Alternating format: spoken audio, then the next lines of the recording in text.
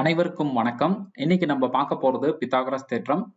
அதுக்கு நம்ம first GeoGebra classic open பண்ணிக்கிறோம். ஓபன் பண்ண உடனே இந்த மாதிரி வரும். இதுல ஷோ ஆக்சிஸ் எடுத்துருவோம். அதே மாதிரி ஷோ கிரிட்ல நோ கிரிட் கொடுத்துருவோம். இந்த கிராபிக்ஸ் வியூல நமக்கு வந்து ஒரு பித்தாகரஸ் தேற்றம் ப்ரூஃப் பண்ண போறோம். சரிங்களா?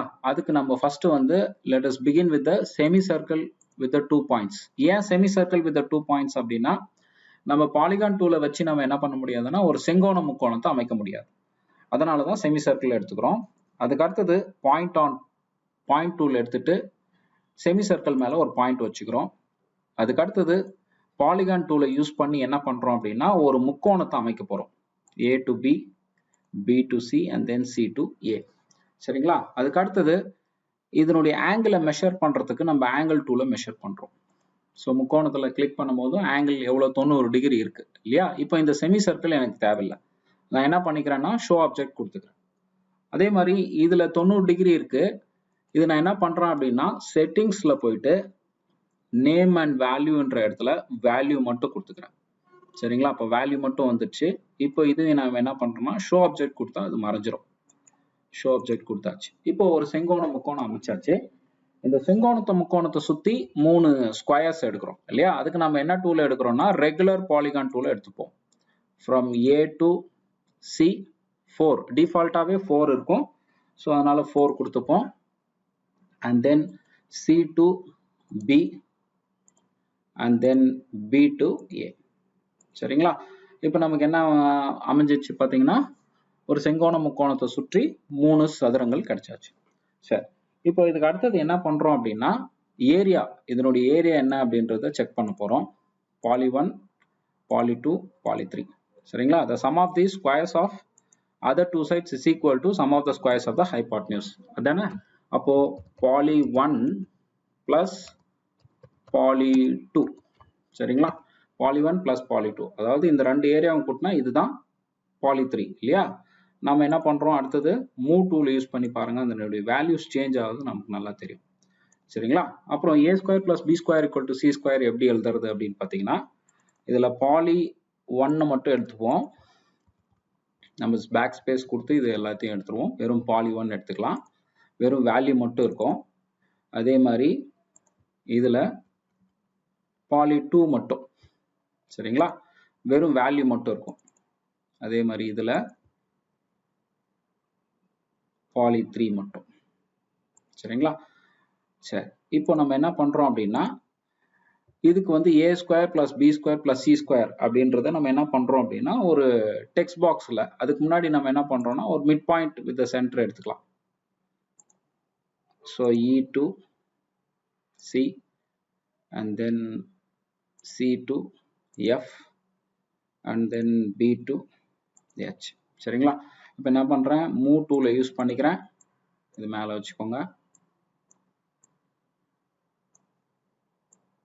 ஸோ இது என்ன பண்ணிக்கலாம் ஷோ லேபிள் கொடுத்துடலாம். மறைஞ்சிரும். Show label. Okay. a square plus B square equal to C square நம்ம ப்ரூவ் பண்ணோம். ஸோ என்ன பண்றோம் அப்படின்னா டெக்ஸ்ட் பாக்ஸ் எடுத்துக்கலாம். டெக்ஸ்ட் பாக்ஸ்ல போயிட்டு அட்வான்ஸ்ட் அப்படின்னு போயிட்டு லேட்டெக்ஸ் ஃபார்முலால எக்ஸ் பவர் ஏன்னு இருக்கு இல்லையா? அதை கிளிக் பண்ணிக்கோங்க. அதுல a இது வந்து என்னன்னா ஸ்கொயர், a ஸ்கொயர். சரிங்களா? a ஸ்கொயர் வந்தாச்சு. அதே போல டெக்ஸ்ட் மறுபடியும் என்ன பண்ணுங்க லேட்டெக்ஸ் ஃபார்முலால எக்ஸ் பவர் ஏ, அதாவது இந்த டைம் அதை பி ஸ்கொயர்னு மாத்திப்போம். B square. சரிங்களா?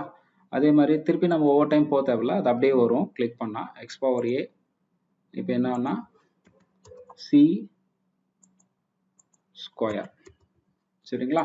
a square B square C square. இப்போ நம்ம என்ன பண்றோம் மூவ் டூல யூஸ் பண்ணி a ஸ்கொயர் என்ற இடத்துல இதை வச்சுப்போம், b ஸ்கொயர் என்ற இடத்துல இதை வச்சுப்போம், c ஸ்கொயர் என்ற இடத்துல இதை வச்சுப்போம். சரிங்களா? டெக்ஸ்ட் பாக்ஸ் யூஸ் பண்ணுங்க. எக்ஸ் பாக்ஸ் யூஸ் பண்ணி எக்ஸ் பவர் ஏ, அடுத்தது ஷிஃப்ட் பிடிச்சி பிளஸ், அடுத்தது X power a is equal to C square இல்லையா? அதாவது இப்போ இது a, இது ஸ்கொயர், இது b, இது ஸ்கொயர், இது c, ஸ்கொயர். ஓகேவா? a square plus b square equal to c square. இது கொஞ்சம் நம்ம பெருசா வேணும் அப்படின்னா செட்டிங்ஸ்ல போயிட்டு டெக்ஸ்ட் என்ற ஆப்ஷனை யூஸ் பண்ணி நம்ம என்ன பண்ணிக்கலாம்னா ஸ்மால்னு இருக்கு, நம்ம மீடியம் இல்லை லார்ஜ் கூட கொடுத்துக்கலாம். So in case we want to change the colour, ஏதாவது கலர் கொடுக்கணும்னாலையும் நம்ம என்ன பண்ணிக்கலாங்க, கலர் கொடுத்துக்கலாம். ஓகேங்களா? ஸோ பாருங்க, a square plus b square equal to c square. சரிங்களா? அதுக்கு அடுத்தது இதே டெக்ஸ்ட் பாக்ஸ் நம்ம யூஸ் பண்றோம்.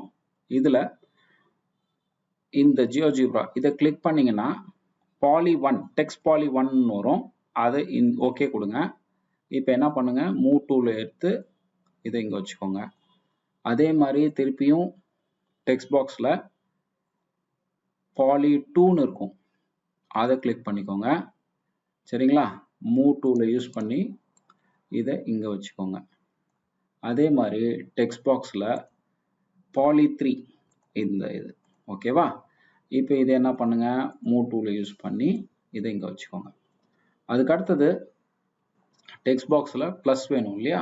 ஸோ பிளஸ் ஷிஃப்ட் பிடிச்சி பிளஸ் கொடுத்துக்கோங்க. ஸோ இதை வந்து நமக்கு வந்து என்ன பண்ணணும் அப்படின்னா இதனுடைய சைஸ் வந்து பெருசு பண்ணணும்.